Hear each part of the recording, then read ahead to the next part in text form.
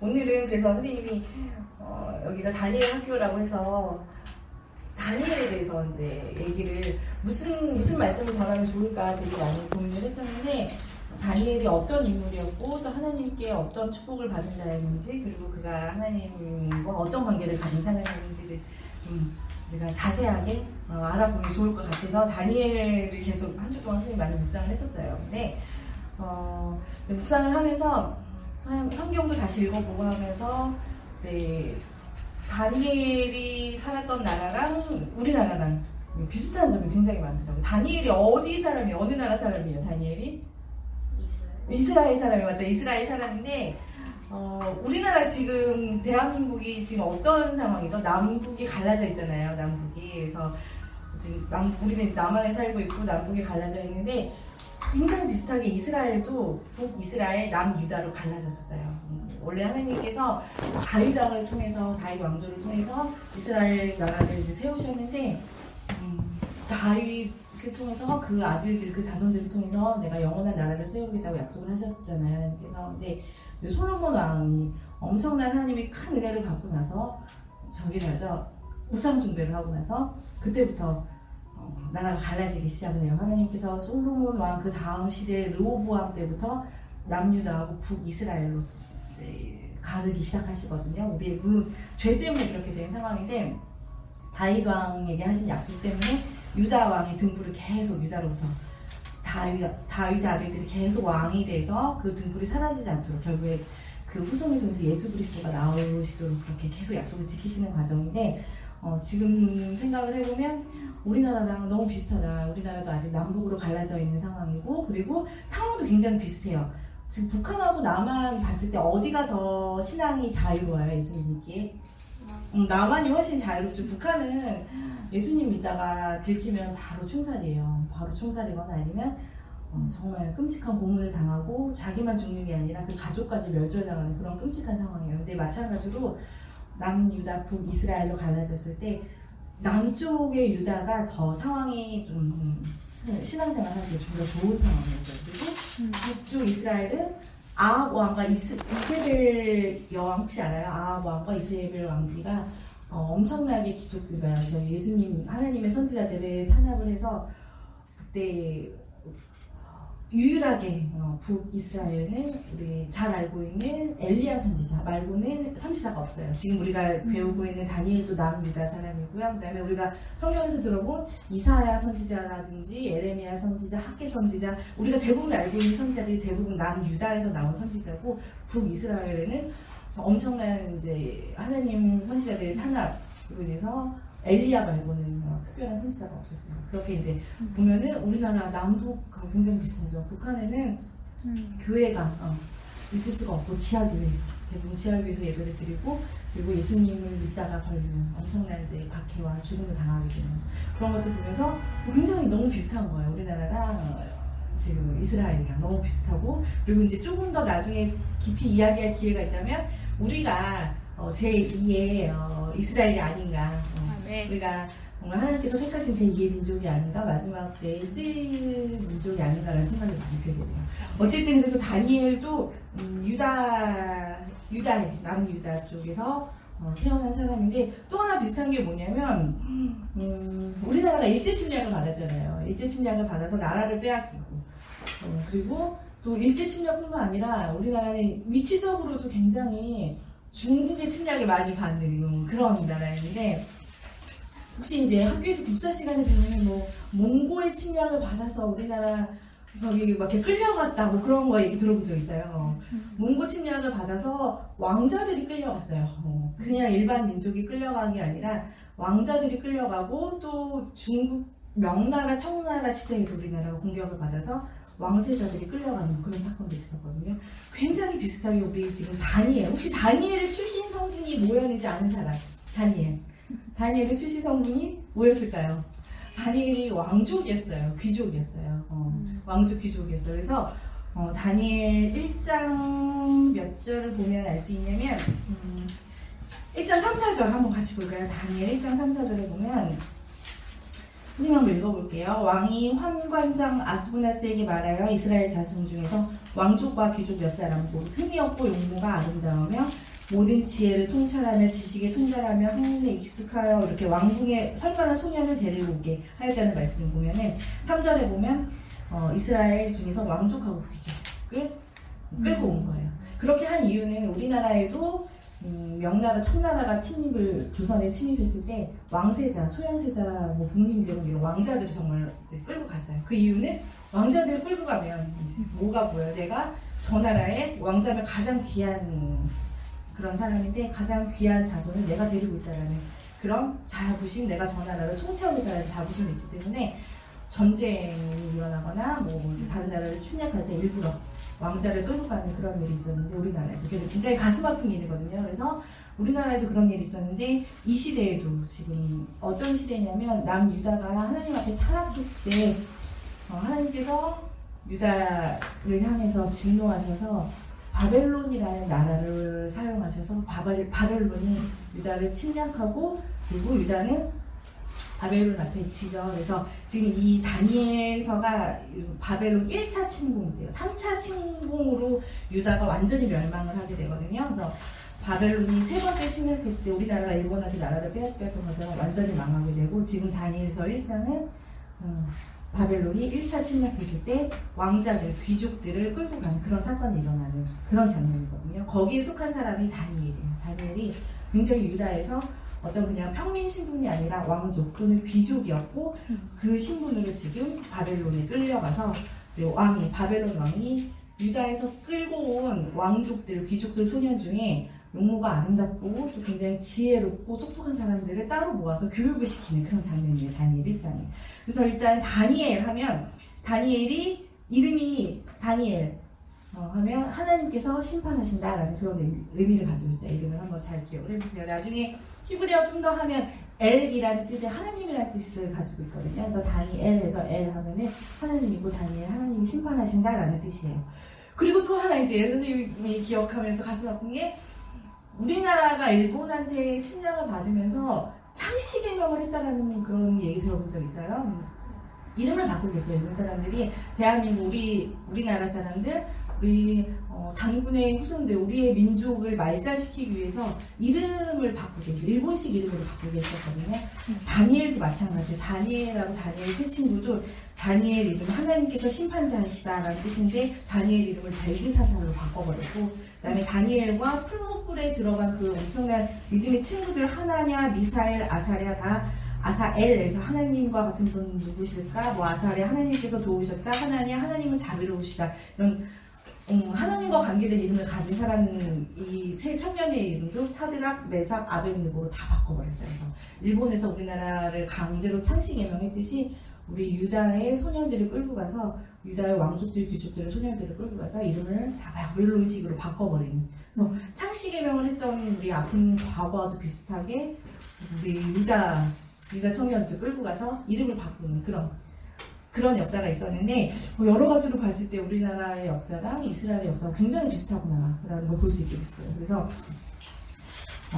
이런 것들 기억하면서 다니엘이 어떤 환경에서 어떤 하나님과의 관계를 가졌는지를 좀 더 깊이 알아보고 우리가 정말 진짜 이 시대의 다니엘이 될 수 있도록 한번 그런 시간을 가져봤으면 좋겠어요. 그런데 혹시 우리 소원이, 형원이, 세창이 다니엘 하면 생각나는 사건이나 말씀 있어요?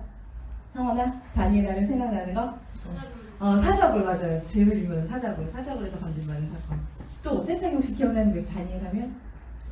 다니엘 하면 생각나는 말씀이나 뭐 이야기. 선생님도 어렸을 때 교회 다녔을 때 사자굴, 다니엘은 사자굴에서 건진받은 사람이다라는 거랑 그리고 선생님은 어른 돼서 성경 보고 알았어요. 저는 다니엘도 같이 새 친구랑 풀무풀에 들어간 줄 알았어요. 그 새 친구가 풀무풀에 던져졌을 때 거기서 이제 하나도 머리카락 하나 타지 않고 살아나오는 장면 그 부분도 어렸을 때 많이 교회에서 성경 말씀 들었는데 난 다니엘도 같이 들어간 줄 알았는데 다니엘은 거기는 안 들어갔고 새 친구만 풀무풀에 들어가는 그런 이야기가 있었어요. 어쨌든 다니엘하면 사자굴이 제일 유명한데 그러면 이제 이 시대의 우리 다니엘들 우리 소련이, 형원이, 세창이가 정말 이 시대의 마지막 때의 다니엘로 하나님께 쓰임받기 위해서 최소한 그래도 다니엘이 어떤 사람이었는지 또 하나님과 어떤 관계를 가졌는지를 좀 자세하게까지는 아니어도 알아보는 시간을 갖기 위해서 선생님이 다니엘이 하나님께 일단은 어떤 은혜와 축복을 받은 사람이었는지를 쭉 정리를 해봤어요. 다니엘은 어떤 은혜와 축복을 받은 자였을까를 한 8가지로 정리를 했는데 아까 우리 소런이가 기도하면서 내가 다른 친구들보다 좀 공부를 늦게 시작한 게 아닐까, 그리고 내가 특목고 혹시 갈 수 있을까, 내가 부족하진 않을까, 그거에 대해서 이제 걱정하는 마음으로 기도했었는데 지혜를 하나님께서 주시는 거이기 때문에 마음이 평안해졌다라는 그런 얘기를 했는데, 확실하게 오늘 그 부분을 어떻게 하나님께서 해결해 주시는지 한번 말씀을 통해서 보고 싶어요. 우리 다니엘 1장 17절 한번 볼게요. 다니엘 1장 17절. 다니엘 1장 17절을 우리 소름이가 한번 찾아서 봉독 한번 해주세요. 다니엘 1장 17절. 하나님이 내 소년에게 지식을 얻게 하시며 모든 학문과 재주에 맹세하게 하신 외에 다니엘은 또 모든 인상과 공주를 깨달아 알더라. 아멘. 지금 저기 선생님이 가지고 있는 책은, 성경책은 개정학원 개혁이라서 뭐라고 나와 있냐면, 하나님이 다니엘과 그 세 친구 네 소년에게 학문을 주시고 모든 서적을 깨닫게 하시고 지혜를 주셨으니라고 나와요. 모든 서적을 깨닫게 하셨어요. 아멘. 우리 저기 혹시 시험 공부할 때 공부하잖아요. 공부할 때 모든 책 다 깨달아 보는 사람 없죠. 뭐 읽어도 무슨 말인지 잘 모르겠고 어려운 내용이고, 때문에 뭐 선생님 설명을 들어도 무슨 말인지 모르겠고, 지금 우리 보통 그런 상황인데 하나님께서 지혜를 주셨을 때 어떤 사건이 일어났어요? 모든 서적을 그냥 바로 깨달았어요. 읽었을 때. 그래서 이 지혜와 지식은 사람의 노력으로 어떻게 이루어지는 게 아니라 하나님께서 주시면 우리 모든 서적을 바로 깨달을 수 있어요. 그래서 전혀 걱정 안 해도 돼요. 모든 서적을 깨달아 알고 그 다음에 지혜를 주시고, 거기에다가 다니엘은 꿈과 환상을 깨닫는 그런 지혜까지 하나님께서 더하여 주셨어요. 다니엘은 그래서 다니엘 하면 생각나는 게 지혜, 모든 서적을 깨달을 수 있는 지혜, 그냥 처음 보는 책 읽으면 다 깨달아지는 그런 지혜를 다니엘과 세 친구에게 하나님께서 주셨어요. 거기에다 꿈과 환상까지 깨닫는 지혜를 주셨어요. 그래서 다니엘 첫 번째 하나님께서 주신 지혜가 축복이 학문과 모든 서적을 깨달은 그런 축복을 주셨어요. 네. 그리고 나서 또 다니엘이 어떤 사람이었어? 다니엘의 직업이 뭐였는지 아는 사람? 형아나, 다니엘의 직업이 뭐였어? 다니엘의 직업? 응. 다니엘의 직업? 응. 소란아, 다니엘 직업이 뭐야? 다니엘이? 응. 양치기. 나중에 우리 뒤로 가면은 저기 뒤에 소 예언서에 보면은 뭐 하박국, 나홈, 스바냐 뭐 이렇게 있거든요. 그 부분에 양치기의 직업을 가지는 선지자가 한 명 나오는데, 그때 한번 양치기 선지자를 얘기해보고, 다니엘은요 바벨론의 총리였어요. 총리가 뭔지 알죠? 그 대통령 다음으로 가장 높은, 그 왕 다음으로 높은 가장 높은 자리였어요. 총리였어요. 그것도 그 당시에 이제 다니엘은 유다 사람이에요. 유다는 망한 나라였고요. 바벨론은 세계 최강대국이었어요. 최강대국의 총리였어요. 그럼 지금 말하면 우리가 미국 가서 미국에서 총리가 되는, 그보다 훨씬 더 어쩌면 더 영광스러운 자리죠. 우리나라는 아직 망한 나라는 아니잖아요. 우리나라 건재하고 있는데, 망한 나라의 한 청년이 세계 최강대국에 가서 총리가 된 직업은 총리였어요. 그래서 한번 확인을 한번 해볼까요? 다니엘 직업, 다니엘 6장 3절 한번 우리 친구들 다니엘 6장 3절. 다니엘 6장 3절을 우리 세창이가 한번 읽어주세요. 다니엘 6장 3절.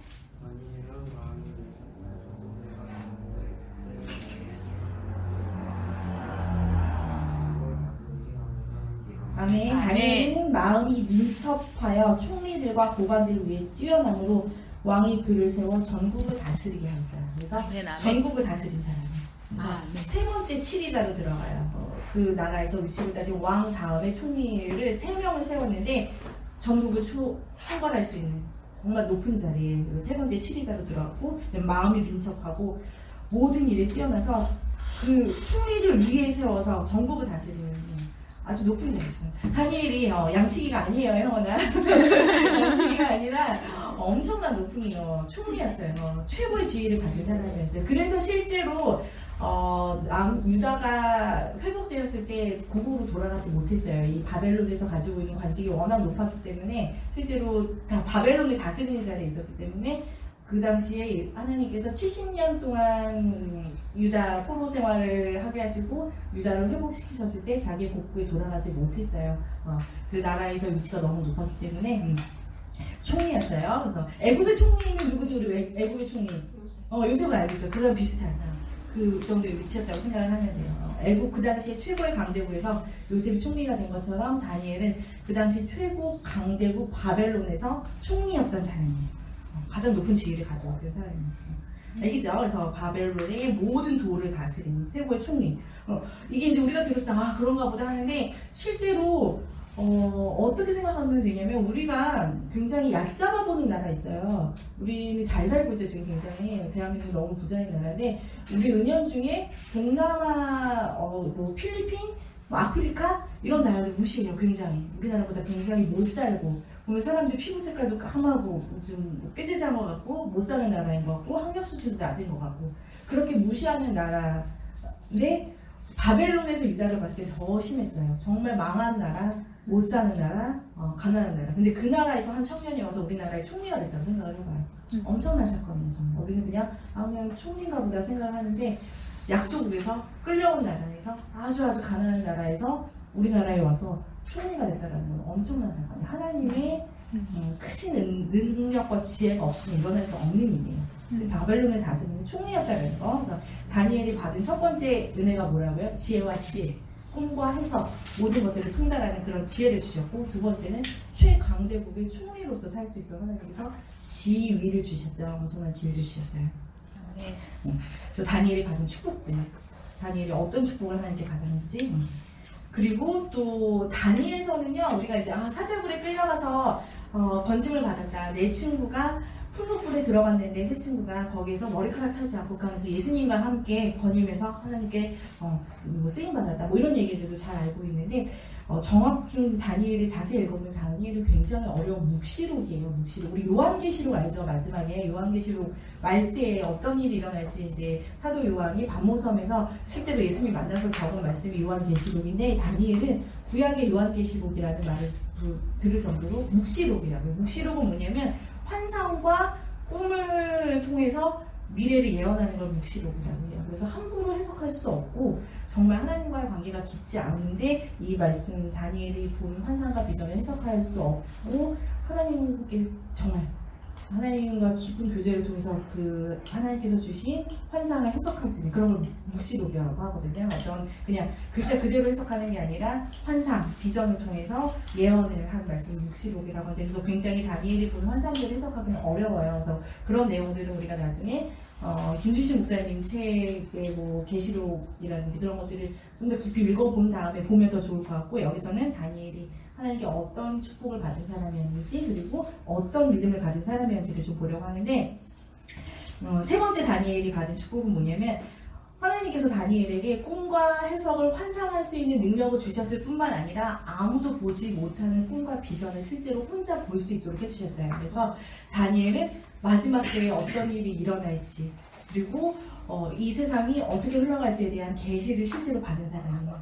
예수님 오시기 전 굉장히 오래 전 사람인데 이미 마지막 세대를 봤어요. 그래서 실제로 다니엘이 KTX를 봤다 또는 비행기를 봤다라고 해석을 하기도 하거든요. 근데 다니엘이 그 환상을 보고 너무 기가 막혀서 기절하는 장면이 나와요. 그 당시면 예수님도 오시기 전이면 자동차가 있었겠어요. 뭐가 있었을까? 컴퓨터가 있었을까? 아무것도 없는 상황에서 다니엘이 얘기하기는 사람들이 빨리 왕래하더라라는 표현을 해요. 그러니까 그 당시에는 술에 빨리 가봤자 말인데 지금 우리는 비행기를 타고 KTX를 타고 이렇게 이동을 하잖아요. 그걸 실제로 본 거예요. 그걸 기절했어요. 너무 기가 막혔어요. 그리고 우리 선생님 이렇게 궁금한 거 찾고 싶으면 인터넷 한번 두드리면 나오잖아요.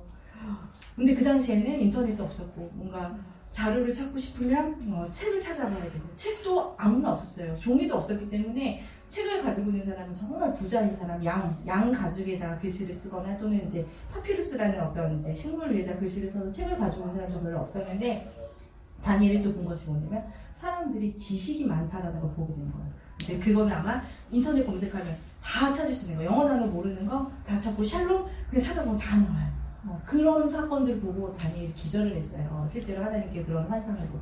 그리고 마지막 때에 멸망에 가증하는 것이 꼭대기에 섰을 때 마지막 때가 온다는 거. 멸망에 가증한 것, 뭐 지금 여러 가지 해석들이 나오지만 뭘까요? 마지막 적그리스도가 나타나서 제3성전이 세워진 모습까지 다 본 사람이에요.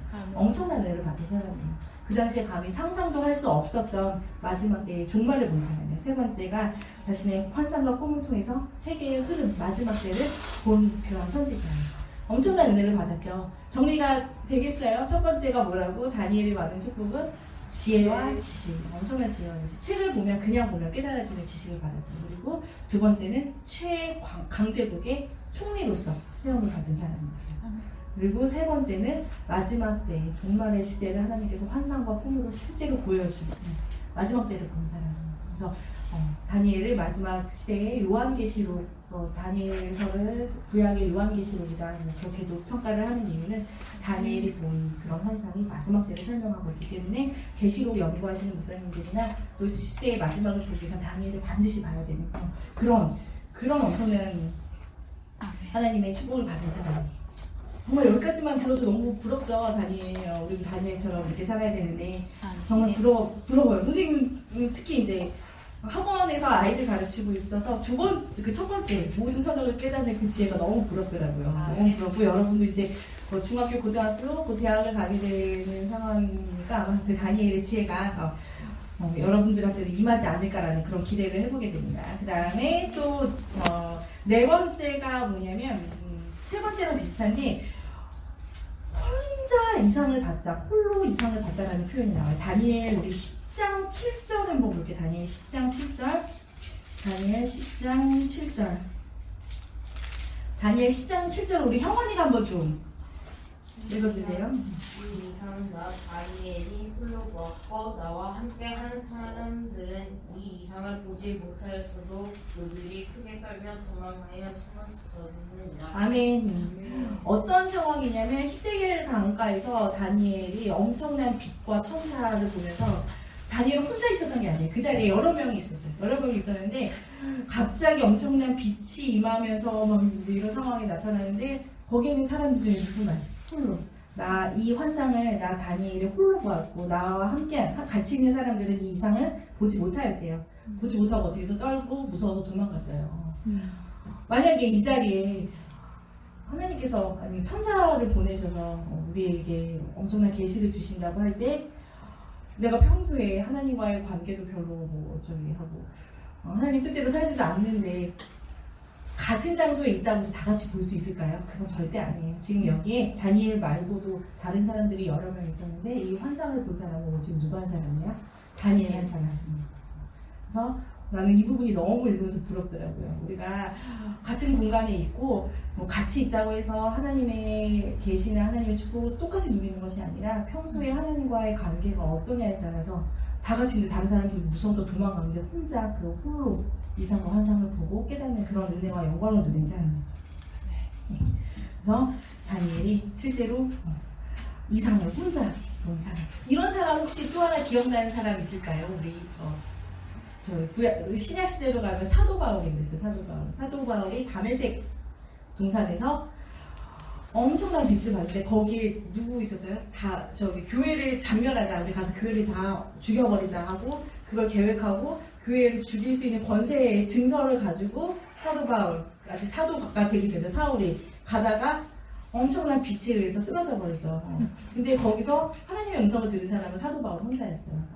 사울아 내가 왜 나를 핍박하느냐, 주여 누구시니까 나는 내가 핍박하는 예수니라는 그 음성을 들은 사람은 사도 바울 혼자였어요. 같이 간 사람들이 여러 명이었는데 우리가 이 정말 악하고 음란하고 망령된 세상에서 하나님의 음성을 홀로 들을 수 있는 자들이 되기를 예수님의 이름으로 우리 세창이랑 형원이랑 소련이가 되기를 축복할게요. 그래서 혼자 여러 사람이 있지만 하나님의 음성을 홀로 들을 수 있는 사람, 하나님의 계시를 혼자 볼 수 있는 사람이 바로 다니엘이었어요. 이런 축복을 누린 사람이었어요. 그리고 또 하나 정말 엄청난 거죠. 실제로 그리고 누굴 봤냐면 성부 하나님과 성자 하나님을 실제로 눈으로 본 사람이에요. 다니엘이 우리 어디를 볼까요? 다니엘 7장 9절 10절 한번 볼게요. 다니엘 7장 9절 10절.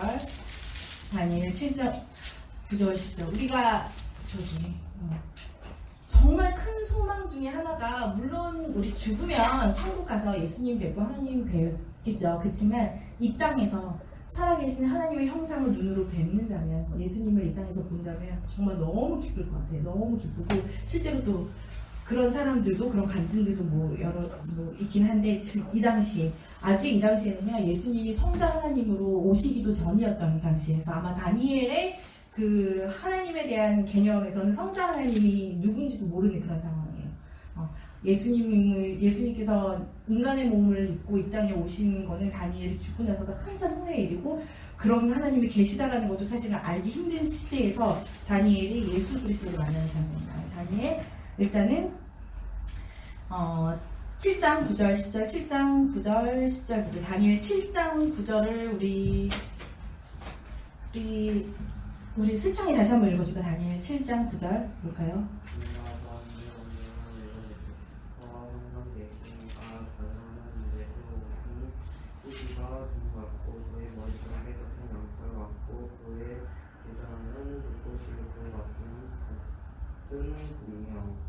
맞아요. 여기 내가 보니 왕좌가 놓이고 옛적부터 항상 계신 우리 알파와 오메가 예전에도 계시고 지금도 계신 분 다 유일하신 하나님 한 분이거든요. 옛적부터 항상 계신 이가 좌정하셨는데 그의 옷은 희기가 눈 같고 머리털은 깨끗한 양의 털 같고 보좌가 불꽃이고 바퀴는 타오르는 불이며 쭉 내려가면 불이 강처럼 흘러서 그 앞에 나오고 그를 섬기는 자가 천천히요 그 앞에 모셔선 자가 만만이며 심판을 베푸는데 책들이 그 앞에 펴 놓여 있었다. 이사야 선지자가 하나님 만나는 부분하고 굉장히 비슷해요. 불이 흘러나오고 그 옆에 스랍 천사들이 거룩하다 거룩하다 하면서 하나님 찬송하고 있는 이사야 선지자가 하나님 뵈는 부분하고 굉장히 비슷하죠. 그래서 실제로 다니엘이 하나님 옛적부터 항상 계신 이를 뵙고 심판자로서 앉아 계신 하나님을 뵙는데 그런데 거기서 끝나는 게 아니라 다니엘 7장 13, 14절 우리 형원이가 한번 읽어줄까요? 13, 14절 보면 내가 또 밤 이상 중에 보았는데 인자 같은 이가 하늘 구름을 타고 와서 옛적부터 항상 계신 자에게 나와 그 앞에 인도되매 그에게 권세와 영광과 나라를 주고 모든 백성과 나라들과 각 방언하는 자로 그를 섬기게 하였으니 그 권세는 영원한 권세라 옮기지 아니할 것이요 그 나라는 피하지 아니할 것이니라. 아멘. 13절 보면 환상 중에 보니 인자 사람의 아들이 예수 그리스도를 얘기하는 거예요. 인자 같은 이가 사람의 모습을 한 이가 하늘 구름을 타고 와서 옛적부터 항상 계신 하나님께 나와 그 앞으로 인도됨에 그에게 권세와 영광과 나라를 주고 예수 그리스도의 권세와 영광과 나라 영원한 나라를 주고 모든 백성과 나라들과 다른 언어를 말하는 모든 자들을 예수 그리스도를 섬기게 하는 그리고 그분의 권세는 소멸되지 아니한 영원한 권세라는 걸 이미 다니엘은 예수님께서 이 땅에 오시기 전에 예수님을 뵙고 그분의 나라와 권세를 눈으로 본 사람이에요. 어떤 영광을 받은 사람인지 알겠죠? 실제로 살아계신 하나님 불꽃 보좌에 앉아 계시면 심판의 책을 펴고 계신 하나님을 뵙고 또 하나님께서 주신 권세를 받고 영원한 나라를 세우시는 인자 예수 그리스도를 본 사람이에요. 다니엘이 받은 축복이 어떤 세상 책을 읽고 이 세상의 강대국의 최강대국의 총리가 되는 세상적인 축복도 누렸지만 살아계신 하나님과 예수 그리스도를 뵙는 축복, 그다음에 이상 마지막 때를 보는 하나님께서 계획하시는 세상을 향해 갖고 계신 마지막 때를 보는 이런 계획, 이런 모든 것들을 홀로 보고 깨달은 사람이에요. 아멘. 이런 축복들을 드린 사람이에요. 너무 대단하죠. 그리고 또 물론 이제 이것보단 덜하지만 또 다니엘 9장 27절 한번 보세요. 다니엘 9장 21절 다니엘 9장 21절 누굴 만났냐면 다니엘 9장 20절 선생님 읽을게요. 곧 내가 기도할 때에 이전에 환상 중에 본 그 사람 가브리엘이 빨리 날아서 저녁 제사를 드릴 즈음에 내게 이르면서 가브리엘 천사를 만난 사람이에요. 우리 여기서 이렇게 천사 본 사람 있는 거로는 알고 있는데 그렇죠? 우리 천사를 본 사람도 있죠. 근데 정말 가브리엘 천사를 만나고 또 가브리엘 천사뿐만 아니라 실제로 천사장들을 만나는 그런 장면들이 나와요. 그래서 다니엘이 천사 이름을 가진 하나님의 일꾼 하나님의 일을 수행하는 천사를 만나고 또 실제로 하나님을 뵙고 예수 그리스도를 뵙고 이런 축복을 누린 사람이다라는 것을 볼 수 있게 돼요. 그 다음에 또 아까 우리 다니엘 하면 사자굴 생각난다고 했는데 또 다니엘이 받은 축복 사자굴에서 건짐받은 축복을 받았죠. 그래서 다니엘 6장에 보면 사자굴에서 건짐을 받는데 선생님이 옛날에 본 선생님이 막 이렇게 그림이나 미술에 대해서 막 그렇게 지식이 있고 그러진 않지만 되게 감명 있게 본 명화 중에 하나가 사자굴에 떨어지는 다니엘이라는 그림을 본 적이 있는데 그 그림이 유명한 이유가 뭐냐면 다니엘이 사자굴에 떨어지면서 눈이 어떻게 되냐면 눈이 위를 향하고 있어요. 위를. 우리는 어떻게 사자굴 떨어지면 사자가 몇 마리지 나 어떡하지 죽으면 어떡하지 해서 무서워가지고 밑에 쳐다볼 것 같은데 다니엘이 그 상황에서 하나님을 바라보고 있는 그 장면을 화가가 그려서 그게 굉장히 명화로 되게 유명하다는 걸 본 적이 있었거든요. 그래서 그 장면이 생각나는데 다니엘이 사자굴에서 건진다는데 다니엘 하면 사자굴 생각나죠. 이런 축복을 받은 사람이고 그리고 실제로 마지막에 이제 다니엘이 받은 축복 한 가지를 추가하자면 다니엘 12장 13절 잠깐만 우리 여기서 이런 얘기하기 좀 그렇지만 선생님 아버지가 우리 선생님 친정 아버지가 지금 좀 있으면 이제 70 되시는데 최근에 독감 백신 맞고 막 어르신들 갑자기 돌아가시고 뭐 멀쩡한 고3 학생도 뭐 죽고 뭐 그런 얘기 있었잖아요. 그래서 저희 선생님 엄마가 당신 독감 주사 좀 맞으시라고 했더니 하는 말씀이 나 우리 손녀딸이랑 오래 살고 싶어가지고 독감 주사 안 맞겠다고 그러시더라고요. 주사 맞고 죽으실까봐 걱정하시더라고요. 누구나 다 오래 살고 평안하게 사는 그런 소망을 가지고 있어요. 그래서 마지막에 다니엘 12장 보면은 마지막 절에 다니엘이 마지막 절 12장 13절에 너는 가서 마지막을 기다리라. 이는 내가 평안히 쉬다가 끝날에는 내 몫을 누릴 것이다. 평안히 쉬다가 천수, 장수를 누린 사람이에요. 다니엘을 거쳐간 왕이 한 6명인가 7명 그렇게 돼요. 그다음 지금 우리나라 대통령 임기가 5년이니까 5년에서 뭐 6, 7명 하면은 30년, 3, 40년 그렇게 그 정도가 아니라 죽을 때까지 왕을 했어요. 그 당시에는. 죽을 때까지 왕하고 아들한테 물려주고 죽을 때까지 왕하고 아들한테 물려주고 해서 우리 성경에만 나오는 왕이 다니엘이 직접 이제 꿈에서 해준 왕이 느부갓네살 왕하고 벨사살 왕이 나오는데 벨사살 왕은 느부갓네살의 집 아들이 아니라 밑에예요. 한참. 그리고 나서 다리오 왕까지 하면은 지금 왕이 6번이나 7번 바뀔 때까지 다니엘이 살았던 사람이니까 굉장히 오래 살았어요. 그래서 다니엘이 이제 바벨론의 총리 역할을 해서 너무 큰 직책을 가지고 있어서 유다가 회복됐을 때 못 돌아갔다는 이유도 있지만 실제로 나이가 굉장히 많아서 못 돌아간 이유도 있어요. 굉장히 오래 살 천수를 누린 하나님께 장수의 복을 그런 받은 사람이었어요. 기억할 수 있겠어요? 다니엘이 받은 축복들? 선생님은 7가지인가 8가지로 정리했는데 첫 번째가 뭐였어? 지혜, 학문과 지혜, 지식을 깨닫는 축복. 그 다음에 두 번째가 뭐예요? 바벨론의 총리요. 최강대국의 총리였어요. 그 다음에 세 번째가 환상과 꿈을 통해서 마지막 시대를 본 사람이에요. 상상할 수 없는 그 당시에. 그 다음에 네 번째는 혼자, 다른 사람들 같이 있어도 혼자 이상을 보고. 그 다음에 다섯 번째가 정말 큰 은혜를 받죠. 성부 하나님을 실제로 본 사람이고, 그 다음에 천사를 만난 사람, 그 다음에 사자굴에서 건짐을 받은 사람, 마지막에 평안을 누리면서 장수의 복을 누린 사람, 이런 사람이었어요.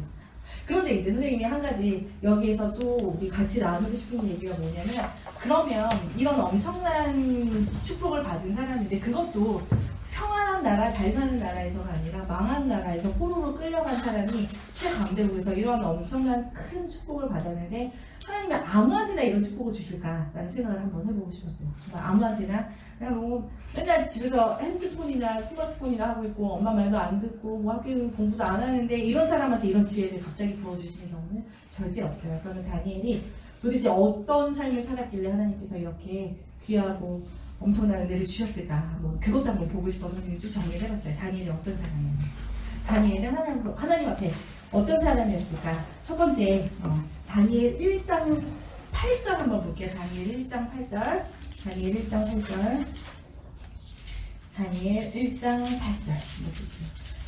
다니엘은 뜻을 정하여 왕의 음식과 그가 마시는 포도주로 자기를 더럽히지 아니하리라 하고 자기를 더럽히지 아니하도록 한간 자에게 구하니. 아멘. 다니엘 뜻을 정해서 왕의 음식과 그가 마시는 포도주로 자기를 더럽히지 아니하리라고 이렇게. 어떤 사람이에요? 뜻을 정한 사람이에요. 뜻을 정하고 뜻을 정한 다음에 가만히 그냥 선생님 제일 많이 뜻을 정하는 게 뭐냐면 이제 오늘부터 저녁 먹지 말아야지. 그 뜻을 굉장히 많이 정하지만 한 번도 지켜본 적이 없었던 것 같아요. 그게 정말 어렵더라고요. 뜻은 정하지만 또 이제 나 오늘부터 새벽 3시까지 공부해야지. 혹시 그런 뜻을 정해본 사람 있어요? 오늘부터 이렇게 공부해야지. 그런 뜻. 이제 스마트폰 끊어야지. 나 이제 스마트폰 끊고 성경을 읽어야지. 뭐 그런 뜻을 우리가 정하지만 참 작심삼일이라고 3일도 가기 어려운데 다니엘은 하나님 앞에 뜻을 정하고 그것을 그대로 이룬 사람이에요. 그 당시에 아직 예수님 오시기 전이었기 때문에 이스라엘 민족에게 하나님께서 주신 율법이 있어서 우리 10계명 막 영어로 암송하고 막 그랬었잖아요. 그리고 하나님께서도 이스라엘 백성들에게 이거는 먹어라, 이거는 먹지 마라, 이거는 해라, 이거는 하지 마라 해서 하나님께서 구별하신 민족들을 향해서 하나님께서 그들에게 주신 계명이 있었거든요. 근데 바벨론은 하나님을 섬기는 나라가 아니었기 때문에 하나님께서 먹지 말라는 음식, 우상에게 절하는 이런 나쁜 습관들, 이런 죄악들을 계속 행하고 있었는데 다니엘이 그 나라에 끌려갔는데 가보니까 우상한테 절하고 우상한테 바쳐준 재물 음식을 그 소년들에게 나눠주는 거예요. 근데 다니엘은 하나님께서 택하시는 자이기 때문에 먹을 수가 없었어요. 하나님께서 하지 말라는 거 할 수가 없었는데 그 당시에 포로 주제에 최강대국에 끌려가서 왕의 명령을 거역하면 바로 죽음이었어요. 죽음이었기 때문에 이건 그냥 저 그거 안 먹을래요 정도가 아니라 왕의 명령을 거역하는 거였기 때문에 다니엘만 죽는 게 아니라 다니엘을 관리하는 그 황관자 내시의 수장도 만약에 자기가 관리하는 이 청년이 왕이 내려주신 음식을 먹지 않았다면 그 사람도 목숨이 위태로운 상황이라서 그 황관장이 야, 너네 이거 안 먹고 너네 얼굴 이상해지면 삐쩍 마르면 나 왕한테 나도 죽는데 어떻게 그러냐 나 못하겠다라고 얘기하니까 다니엘이 그러면 열흘만 나하고 내 친구 3명한테 이 우상에게 준 음식 주지 말고 풀과 채소만 먹여보라고 우리 얼굴이 어떤가 한번 보라고 시험 한번 해보라고. 그래서 황관장이 그래 하고 다니엘하고 친구들한테만 고기, 우상에게 맺혀준 고기나 뭐 이런 더러운 음식들 안 주고 풀과 채소만 줬을 때 그 친구들의 얼굴이 다른 사람보다 빛이 나고 훨씬 아름다웠대요. 그러니까 너무 다니엘을 관리하던 그 황관장도 깜짝 놀라서 그대로 이제 은혜를 베풀면서 다니엘이 우상의 음식에 죄를 짓지 않도록 하는 그런 은혜를 얻었어요. 그래서 첫 번째 다니엘이 가지고 있던 태도가 뭐였냐면 하나님 앞에 뜻을 정해서 죄를 짓지 않았어요. 하나님 앞에 뜻을 정해서 우상의 제물을 먹지 않는 사람, 뜻을 정하는 사람. 우리도 하나님 앞에 이런 태도가 있어야 될 것 같아요. 하나님 저 오늘부터 짜증 안 낼게요. 하나님 저 오늘부터 엄마 말씀 잘 들을게요. 저 오늘부터 하루에 3번 기도할게요. 오늘부터 성경 하루에 4장씩 읽을게요. 이런 뜻을 정하고 그 뜻을 그대로 순종하는 그런 태도를 가진 자가 진정한 다니엘이라고 할 수 있겠죠. 그래서 첫 번째 다니엘이 하나님께 뜻을 정한 사람이다라는. 그리고 또 한 가지 얘기하고 싶은 게 뭐냐면 다니엘 우리 이제 성경 자체가 다니엘이고 다니엘에 대한 얘기가 많지만 다니엘과 세 친구 얘기 알아요 혹시? 다니엘 친구들이 어떤 사람이었냐면 하나냐, 미사엘, 아사랴 이 3명이 다니엘이 느부갓네살의 왕의 엄청난 꿈을 해석해주고 나서 그 왕이 다니엘을 총리로 세우면서 다니엘이 내 세 친구 이 3명에게 이 각 도를 다스릴 수 있는 그런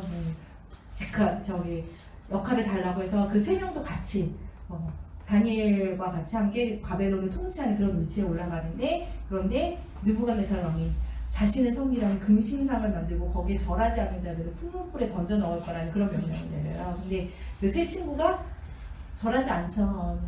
우리는 하나님만 섬기는 자이기 때문에 절하지 않겠다고.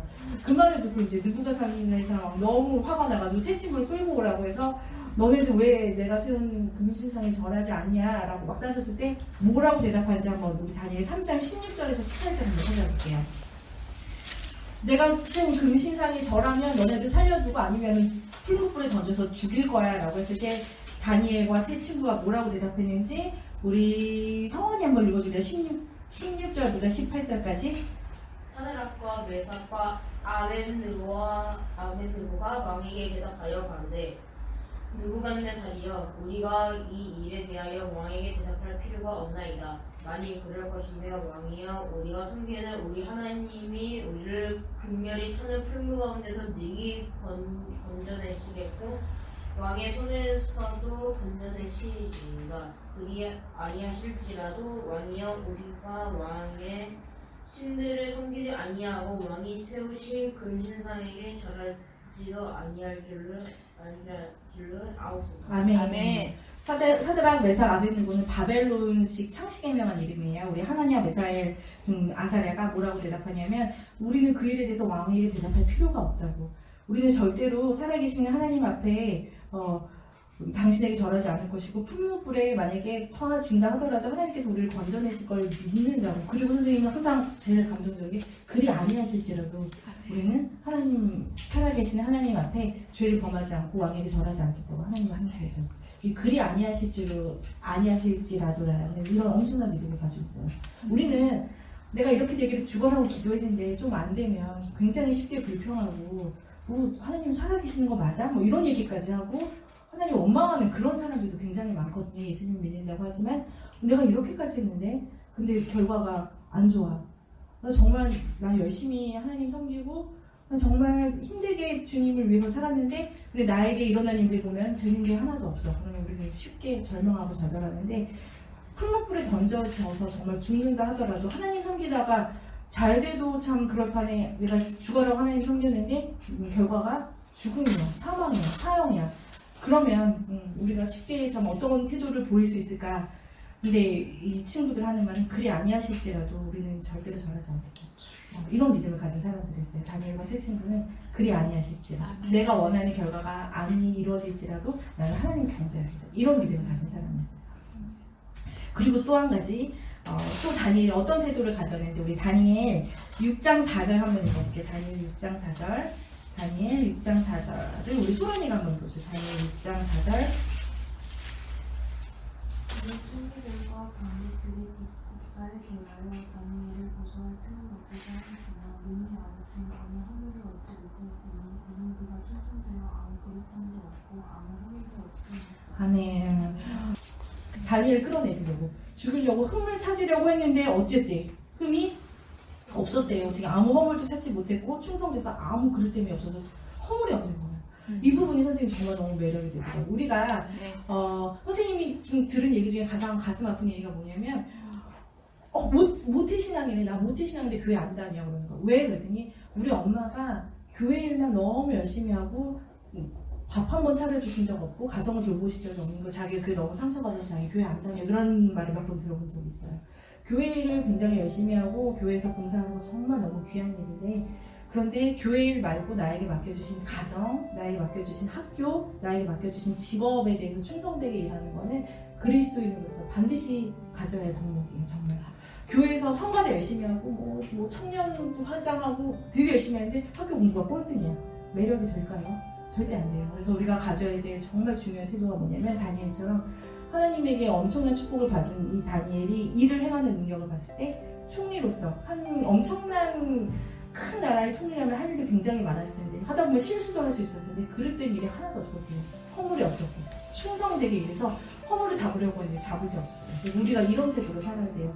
토요일날 이렇게 정말 다니엘이 되어서 성경을 배우고 하나님 찬양하고 기도하는 이 귀한 자리에서 내가 학교 공부를 엉망으로 한다던가 집에 가서 부모님한테 말대꾸를 한다던가 이거 정말 있을 수 없는 일이에요. 그래서 우리가 가져야 할 태도가 다니엘이 하나님 앞에 이런 축복을 누렸었던 이유가 뭐냐면 첫 번째, 하나님께서 맡겨주신 일에 대해서 충성되게 허물 없이 그릇 없이 이렇게 했던 사람이에요. 그래서 허물을 찾을 수가 없어서 결국 뭘 찾아내요? 보니까 다니엘이 자기네 집 다락방 예루살렘으로 향해서 창문이 난 다락방에서 매일 3번 자기 나라 신에게 기도를 하더라라는 걸 잡아낸 거예요. 여기는 바벨론인데 여기는 벨이라는 우상을 섬기는 벨이라는 우상이 신인 나라인데 이상하게 다른 신한테 3번 절을 한다라는 걸 찾아내서 그거 가지고 흠을 잡으려고 해서 다리오 왕한테 가서 그 당시에 다리오가 왕이었는데 다리오 왕이시여 다리오 왕은 이 나라를 다스리는 최고의 왕이니까 왕 외에 왕이 섬기는 신 외에 다른 신한테 절하는 사람을 죽여버리라는 그런 우리 약조를 그런 명령을 내려달라고 하니까 다리오 왕이 너무 좋은 거야. 자기를 높여주니까 나만 섬기래. 나만 섬기고 나한테만 절하고 그 외에는 절대 절하지 말라고 하니까 그 말에 혹 하고 넘어가서 도장을 찍어버리죠. 어인을 찍어버려. 어인이 뭔지 알죠? 임금님의 도장이에요. 임금님의 도장이 찍히면 그 명령은 변개할 수가 없어요. 절대로. 그래서 다리오 왕이 나한테만 내가 섬기는 신한테만 나한테만 절을 하고 그 외에 다른 신한테 절하면 사자굴에 집어넣어서 죽이겠다라는 명령을 듣고 좋아가지고 도장을 확 찍어버려요. 그런데 다니엘 6장 10절 우리 이번 주에 영어로 암송할 말씀이 이런 것 같은데 다니엘 6장 10절을 우리 세창이 한번 읽어주세요. 다니엘 6장 10절 다니엘 6장 10절 한번 읽어주세요. 다니엘이 주소에 어인을 지킨 것을 알고도 자기 집에 돌아가서 한두 밤에 예루살렘으로 향하여 열린 창문에서 전에 하던 대로 하루에 세우신 무릎을 꿇고 기도하면서 하나님께 감사하였더라. 아멘. 아멘. 다니엘이 이 주소에 왕의 도장 어인이 찍힌 것을 알고도 자기 집에 돌아가서는 윗방에 다락방에 올라가서 예루살렘을 향한 창문을 열고 전에 하던 대로 하루 3번씩 무릎 꿇고 기도하며 또 하나님께 감사하더라. 어땠을 것 같아요? 만약에 나 이제 내일이면 이제 죽는다, 사형당한다. 그것도 하나님한테 기도하다가 이제 죽는다라는 그런 이제 사실을 알게 됐으면 어떨 것 같아요? 하나님 저 좀 살려주세요. 뭐, 내가 뭐 잘못했다고 이런 일이 생기나 싶어서 막 내가 진짜 이게 무슨 고생이냐라고 너무너무 무섭고 또 되게 억울하고 그런 생각 들 텐데 다니엘은 한치의 흐트럼도 없이 매일 하던 대로 하루에 3번씩 예루살렘을 향하여 난 창문에서 기도하면서 그 하나님께 뭐 했어요? 감사하였다는 말이 나오죠. 네. 정말 목숨 걸고 하나님께 기도했던 사람이에요. 기도를 하나님 예배하는 것을 자기의 생명보다 더 귀하게 여겼던 사람이에요.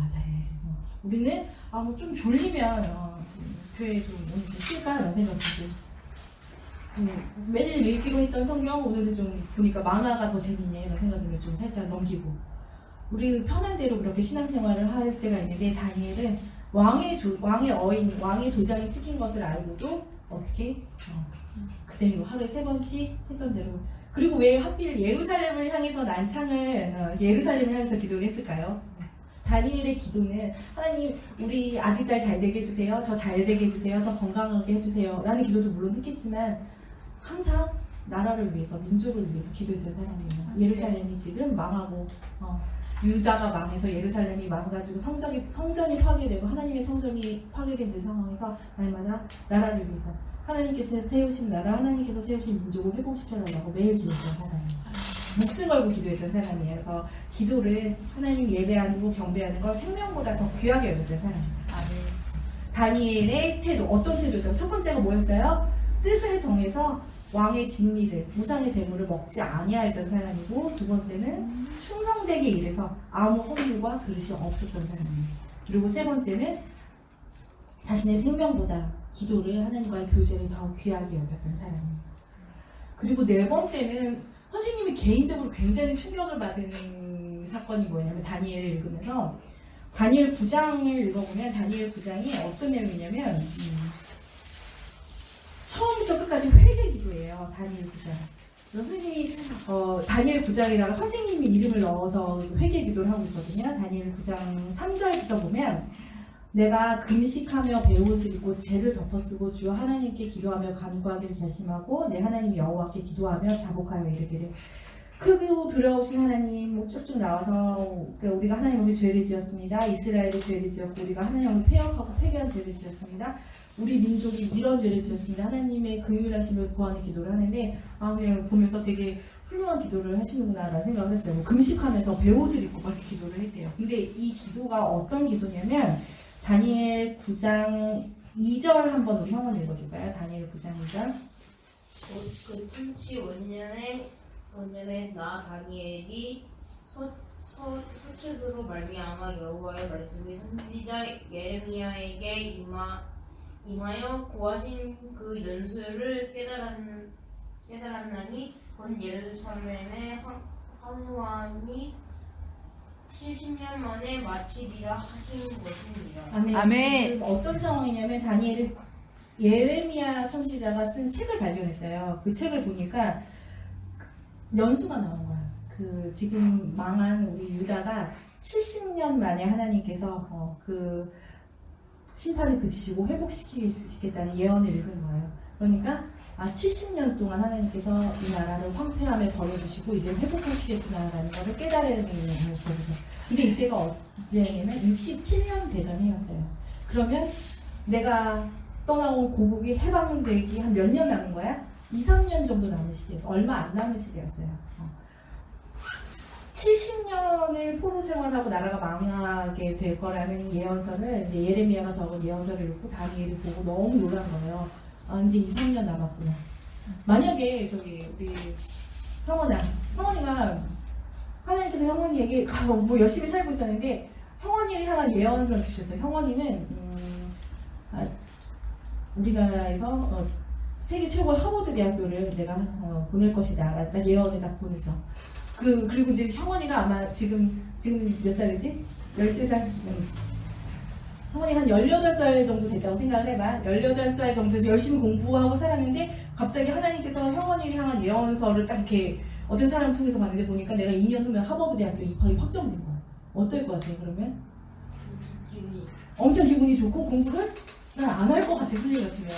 왜? 확정돼 있잖아요. 나 2년 있으면 하버드대 가네. 그동안 내가 진짜 고생했는데 좀 편하게 살아보자 라는 생각을 할 것 같아요 진짜로. 다니엘은 평생을 나라를 위해서 기도한 사람이었어요. 눈물로 죄를 뒤집어 쓰고 금식하면서. 근데 보니까 2년에서 3년 정도 남았어. 우리나라가 이제 회복될 날에. 그러면 그러니까 선생님 개인적으로 생각을 이제 좀 편하게 좀 살아보자. 얼마 안 남았네. 2, 3년 있으면 우리나라가 회복되네. 잘됐다. 나 정말 여태까지 죽어라고 나라 위해서 기도하느라고 고생했는데 좀 편하게 살아보고 좀 보자. 2, 3년 후에 우리나라가 어떻게 회복되는지라고 생각할 것 같은데 죄를 뒤집어 쓰고 하나님 앞에 나라와 민족을 위해서 엄청난 회개를 하기 시작했어요. 선생님 이 부분에 너무 충격을 받았어요. 다니엘이 정말 이런 사람이었구나. 하나님의 약속 앞에 무릎 꿇고 회개한 사람이었어요. 우리는 나를 향해서 이런 약속이 이런 축복이 예비되어 있다면 어떨 것 같아요? 좀 어차피 이루어질 일이니까 편하게 살아야지. 그런 생각을 할 거예요. 선생님 개인적으로. 얼마 안 남았네. 진짜 내가 여태까지 내가 우리나라를 위해서 기도한 시간만 해도 얼마나 고생했는데 이제 좀 편하게 살아보자. 이제 그런 생각을 할 텐데 아니었어요. 정말 너무 반대. 선생님하고 정반대의 사람이었어요. 이 하나님의 예레미야 선지자를 향해서 주신 약속을 향해서 무릎 꿇고 회개하면서 그 나라를 위해서 눈물로 회개한 사람. 이 부분에서 개인적으로 너무 충격을 받았어요. 포로 생활이 한 60년 남았다면 좀 이해하겠어. 60년이나 남았네. 어떡하면서 더 나라를 위해서 기도해야겠다 생각이 들 텐데 이제 2, 3년 후면 끝나요. 예레미야 선지자 그 예언서에 보면 70년 하나님께서 약속하셨구나. 근데 지금 67년 되던 해에 이런 기도를 했어요. 어떤 사람이든지 진작에 가져 다니엘이 하나님의 약속 앞에 확실하신 약속 앞에 무릎 꿇고 기도하고 회개했던 사람. 그러면 우리 진짜 우리 세찬이랑 형원이랑 소원이 이 시대의 다니엘로서 이제 예수님 오실 날이 얼마 안 남았어요. 정말 얼마 안 남았어요. 예수님이 언제 오실지는 하나님만 아시지만 그래도 예수님께서 오실 때의 징조들은 성경에서 계시를 많이 해놨기 때문에 지금 이제 얼마 안 남았다는 건 누구나 알 수 있어요. 성경을 본 사람들은 정말 곧 얼마 안 남았어요. 그러면 어떻게 될까?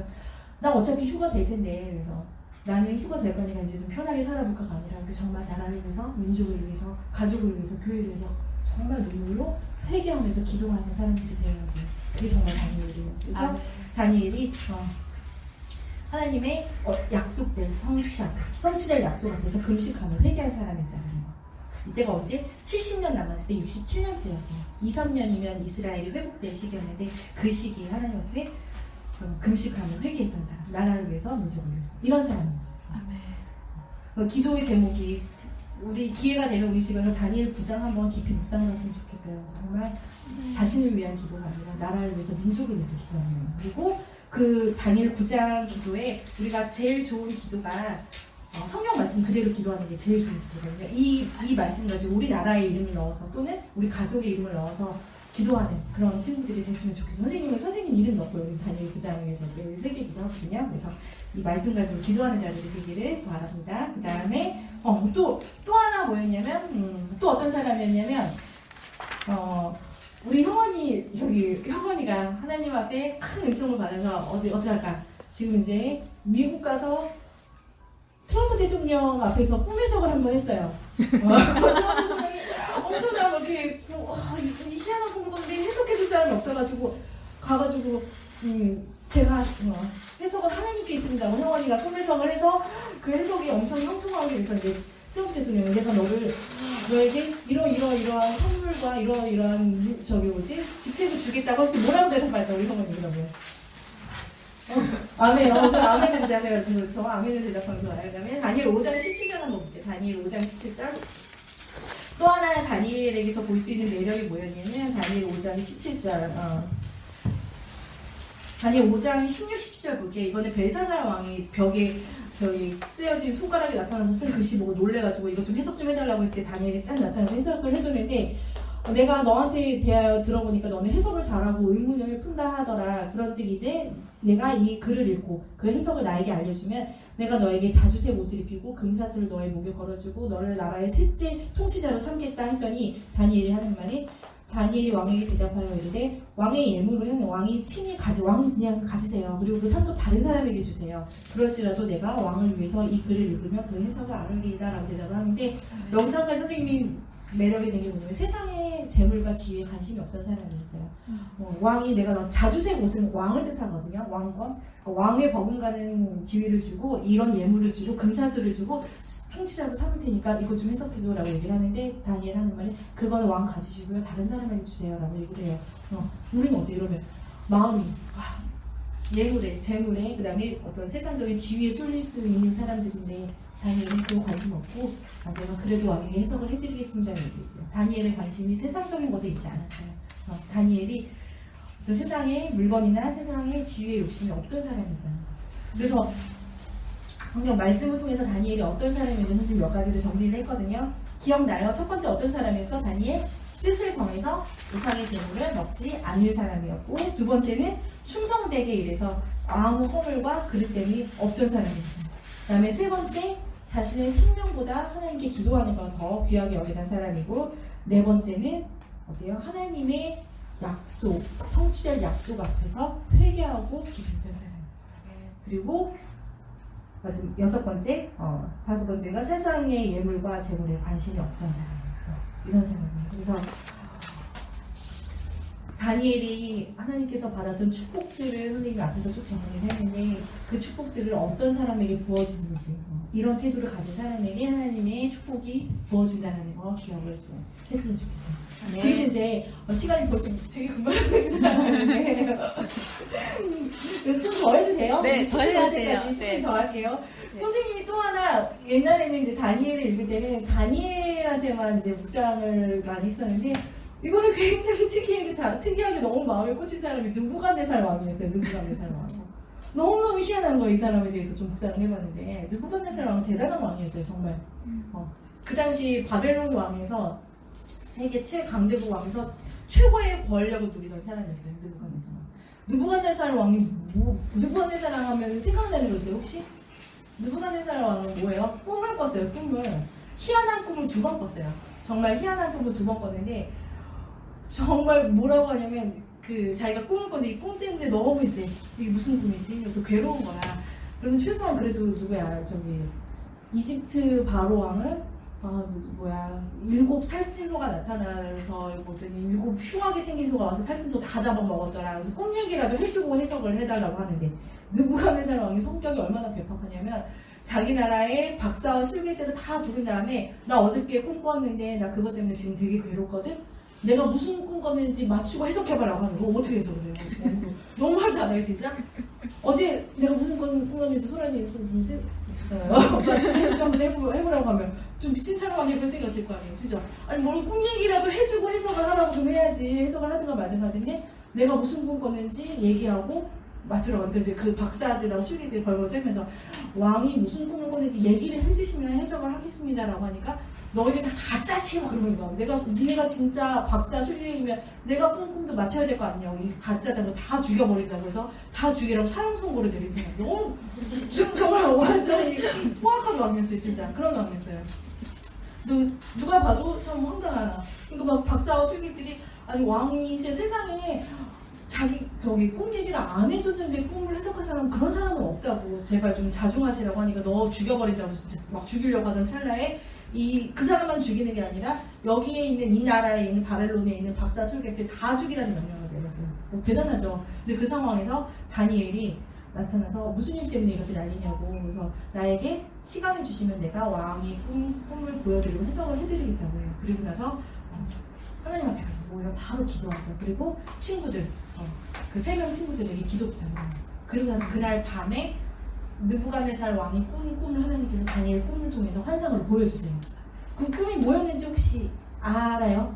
무슨 꿈이었냐면 요거 뭐예요? 선생님이 크게 설명을 해보려고 했는데 이 꿈이었어요. 그 느부갓네살 왕의 꿈에 뭐가 나타났냐면 이런 신상이 나타난 거야. 머리는 금이고 가슴은 은이고 배가 여기는 동이고 다리는 노쇠고 발은 철하고 노시 섞여 있더래. 이런 신상이 나타나더래. 그런데 갑자기 큰 돌이 나타나더니 큰 돌이 이 신상을 다 깨부셔버린 그런 꿈을 꾼 거예요.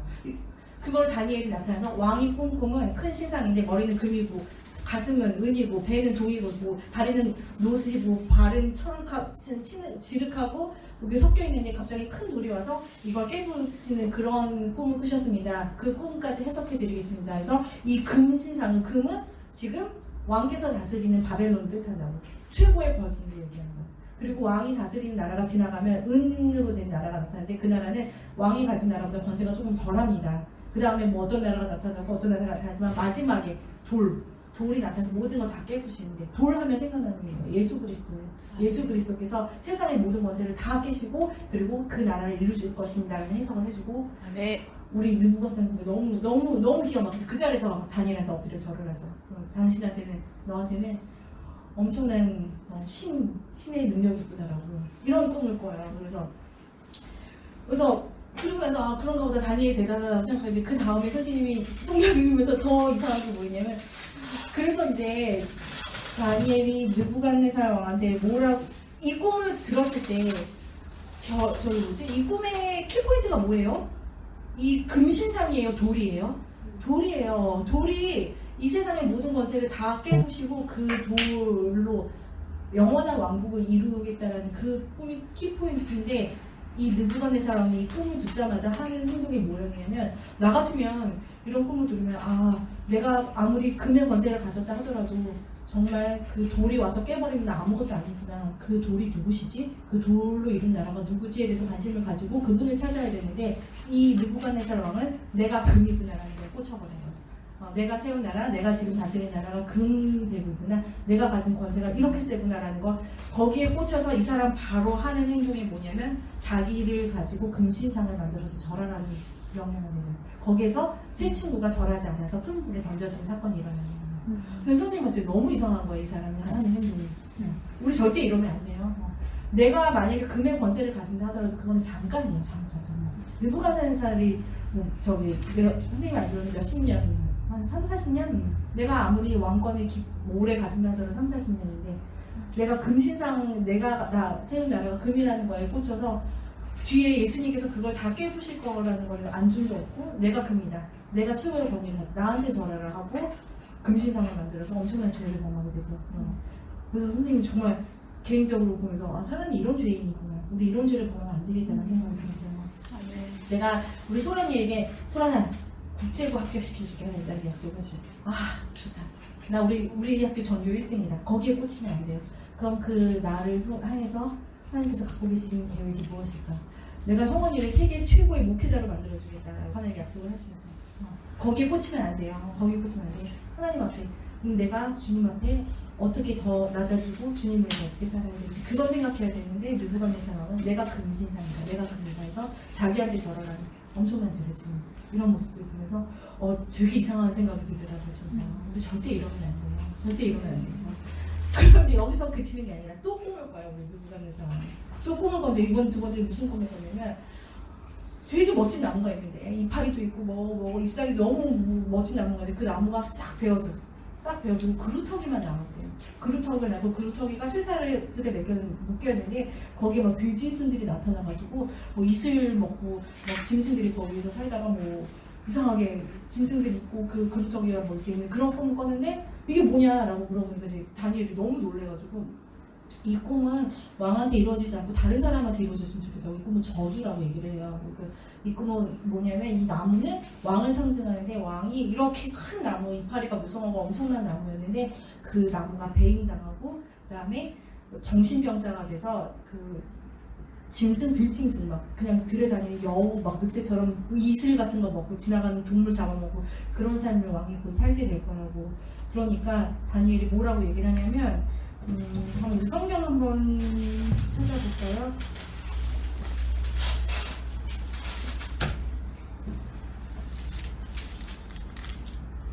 지금 몇 절인지 정확하게 기억이 안 나는데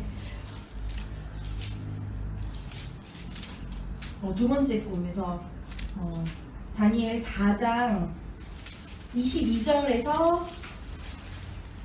22절에서 이제 다니엘이 꿈 해석을 해서요.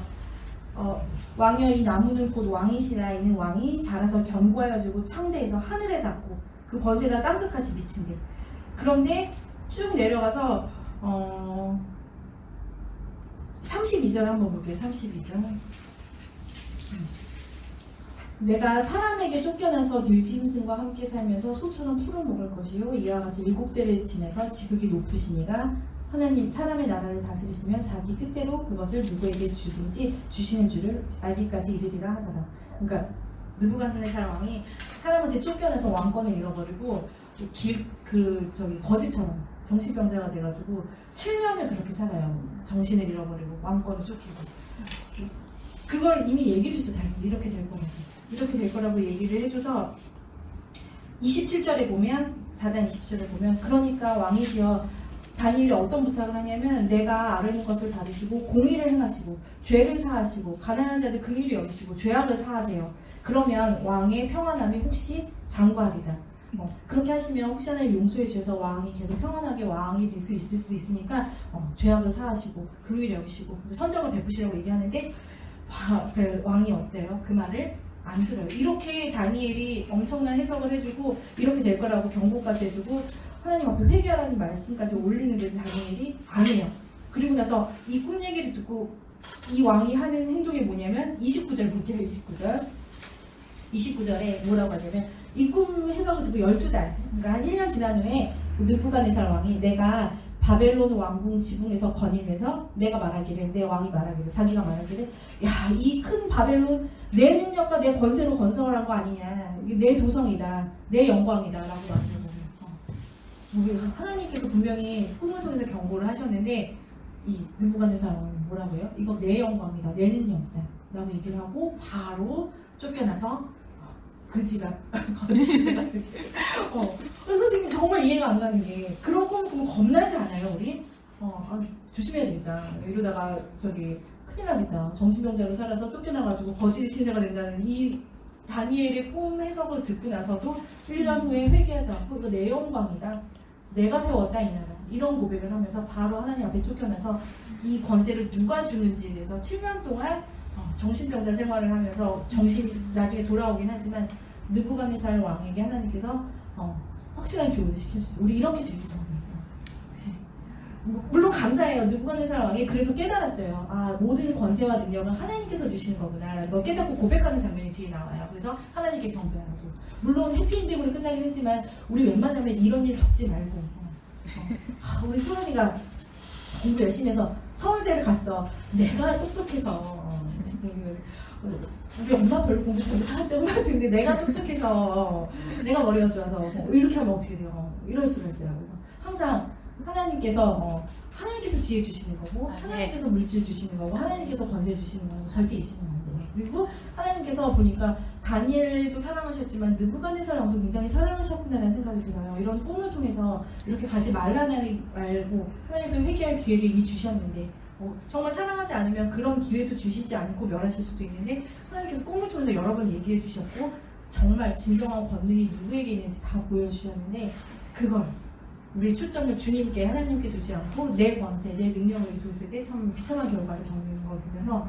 정말 이해가 안 가는 사람이 느부갓네살 왕. 이번에 선생님이 다니엘을 보면서 느부갓네살 왕을 통해서 좀 더 많이 배우게 됐어요. 다니엘이야 워낙 배울 게 많은 사람이지만 느부갓네살 왕은 참 이런 희한한 모습을 통해서 우리에게 배우고 싶더라고요. 우리가 하나님께서 주신 능력과 권세가 항상 하나님께 있다는 걸 기억을 하면서 그렇게 살았으면 좋겠어요. 지금 선생님 좀 얘기가 많이 길어지긴 했는데 더 길어져도 돼요 선생님. 마지막 시대에 정말 이 시대에 다니엘로서 꼭 쓰임받는 친구들이 되기를 하나님께 선생님이 항상 기도하고 있어요. 그래서 오늘 선생님이 전해준 말씀들 하나님 말씀 기억하면서 다니엘의 받은 축복과 또 다니엘이 하나님께 어떤 태도로 살았는지 잘 기억하고 실제로 그런 삶을 사는 우리 친구들이 되기를 바라면서 오늘 말씀 여기서 마칠게요. 하나님 기도할게요.